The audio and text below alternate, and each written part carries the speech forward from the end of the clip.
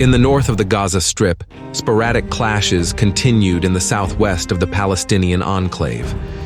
IDF units fought in the Tel Al-Hawa neighborhood during the week, but made no active attempts to advance. Simultaneously, Israeli artillery and airstrikes continued on various parts of Gaza. Several strikes also hit Jabalia, from where Israeli troops were withdrawn at the end of May. In the central part of the Palestinian enclave, Israeli troops habitually fired on Hamas-controlled settlements. Nusayrat came under the most concentrated fire, where 91 people were killed and another 251 Palestinians were wounded over the past week. Meanwhile, Palestinian militias fired at IDF positions in the Netzarim corridor. As there were no reports of evacuation helicopters overflying the area, these attacks seem to have had no tangible effect. As for the south of the Gaza Strip, Israeli forces launched another operation east of Khan Yunis. The IDF justified this by information received from intelligence, according to which the number of Hamas facilities in this area has increased. Prior to the operation, the Israeli command announced the evacuation of the population, including from part of the humanitarian zone. At the same time, the Israelis fired massively on the eastern neighborhoods of Khan Yunis.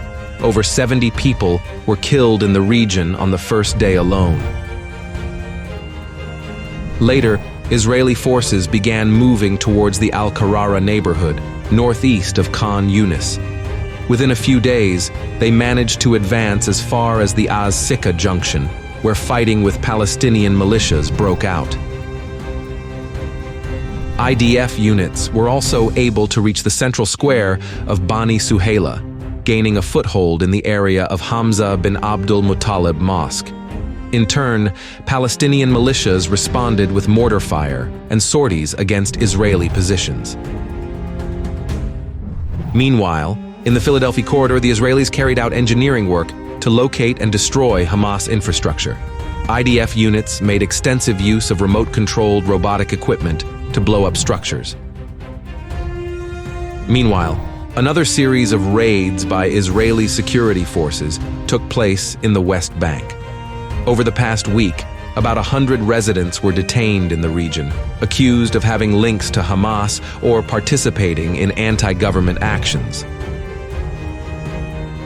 The largest operation took place in Tulkarm, where the Israelis managed to neutralize 3 Palestinian field commanders.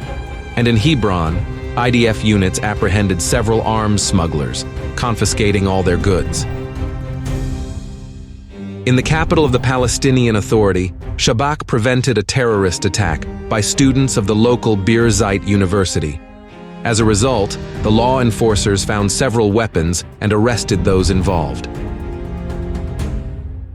The Lebanese-Israeli border remained tense throughout the week. Hezbollah fighters once again fired rockets and kamikaze drones into northern Israel. In turn, Israeli forces fired at Shiite group positions in southern Lebanon. One of the strikes hit Adlun, where a large Hezbollah ammunition depot was damaged.